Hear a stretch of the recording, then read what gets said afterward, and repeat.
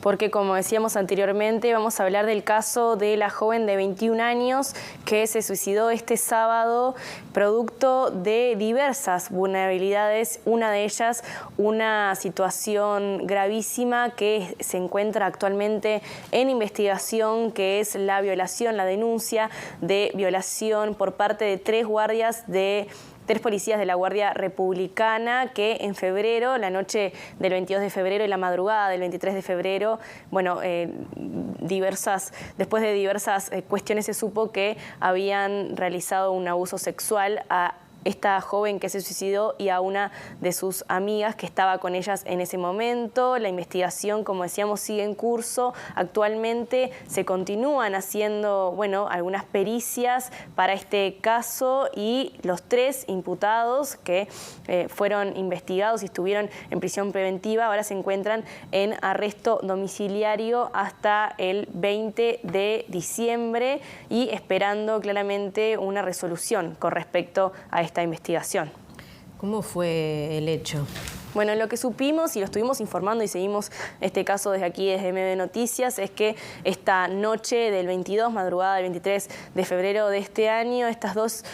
chiquilinas, estas dos compañeras de 20 y 23 años en ese momento, habían salido a caminar para despejarse porque una de ellas había tenido una pelea con uno de sus novios, se alejaron bastante de sus hogares, se habían hecho ya las 2 de la mañana y cuando se encontraban regresando, un patrullero frenó y les ofreció alcanzar hasta su casa. Hay distintas versiones sobre lo que sucedió en el medio. Lo que sí se sabe y está constatado es que este patrullero, que este móvil policial que tenía 3 policías de la Guardia Republicana adentro y que trasladó a estas dos jóvenes, ingresó a un descampado, minutos después salió y dejaron a las jóvenes en las calles que se acercaron hacia una estación de servicio cerca de sus hogares en un estado absoluto de conmoción. Allí estaba una de las personas que atendía la estación de servicio, que fue quien hizo la primera llamada al servicio de emergencias, al 911, y en estas conversaciones lo primero que se señaló es que habían sufrido un abuso sexual. Ellas relatan que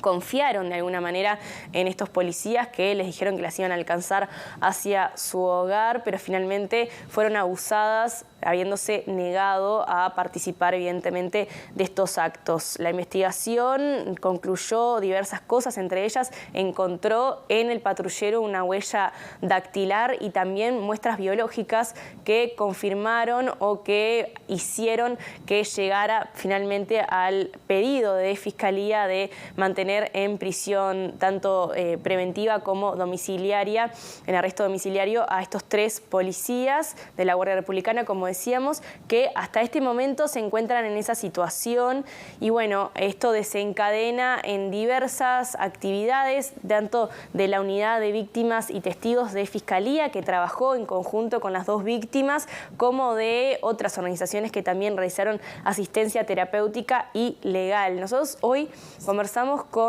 una abogada feminista, Ivana Mansolido, que trabaja en términos de violencia de género, en temas de abuso sexual y de diversas violencias sexuales, y lo que nos mencionaba es que bueno, esto de alguna manera repercute en la violencia de género, impacta en ese sentido. Vamos a escuchar lo que tiene para decir en términos de este tema y la responsabilidad del Estado. Yo creo que acá hay como varias cuestiones que son graves. Una, que precisamente quienes provocaron el suicidio femicida y quienes provocaron la violencia también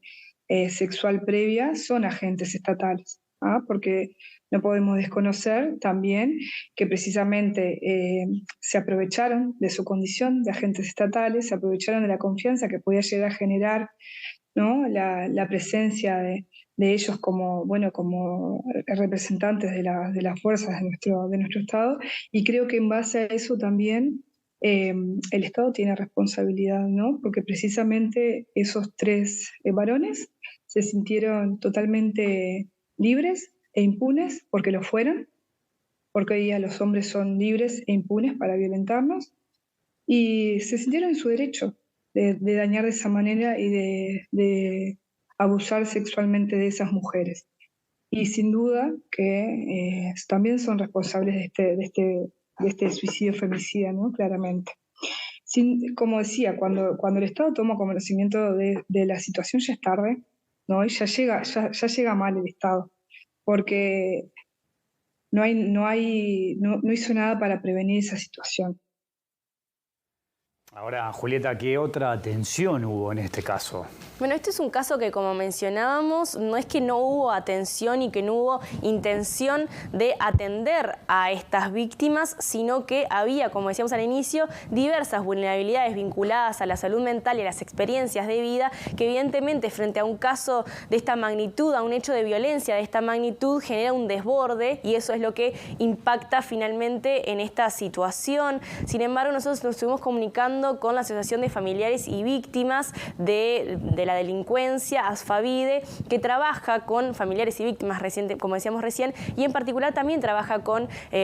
violencia de género, abuso sexual y delitos sexuales. En ese sentido, nos estuvimos comunicando tanto con quienes hacen la asesoría legal de estos procesos como quienes hacen la asesoría terapéutica y nos comentaron cómo se trabaja en estas instancias con estas personas y cuáles son las necesidades de las víctimas que llegan a ASFAVIDE pidiendo ayuda, pidiendo respuestas y cómo es el acompañamiento que hacen desde esta asociación que trabaja hace muchos años en la atención de familiares y víctimas.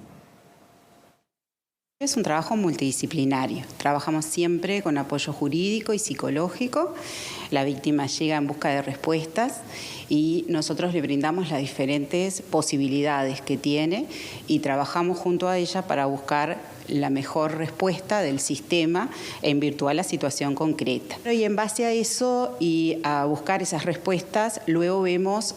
cómo seguimos. Generalmente seguimos siempre con el apoyo psicológico, las víctimas son acompañadas en el consultorio y luego específicamente puede tener una contención, incluso en la propia audiencia, para que pueda llevar adelante su proceso con las respuestas jurídicas que necesita. En grandes rasgos lo que generalmente trabajamos son los miedos, ¿tá? Miedo al contar, miedo a tener que ir a declarar, miedo a tener que enfrentarse a la familia, miedos a todo lo que se nos pueda ocurrir. Esa víctima se encuentra con miedos, nos encontramos con culpas, nos encontramos con vergüenza, nos encontramos con baja autoestima y también tenemos que ir trabajando esa ansiedad que nos va generando lo legal. ¿tá? Porque es muy complejo si es una primera vez encontrarnos con esta situación, no solo lo emocional, sino conocer cómo funciona lo legal. Que lo legal no funciona como nosotros queremos, funciona a su manera y a sus tiempos. Entonces, inevitablemente tenemos que ir trabajando esas ansiedades que también hace que genere y potencie todas las otras emociones que sí por sí genera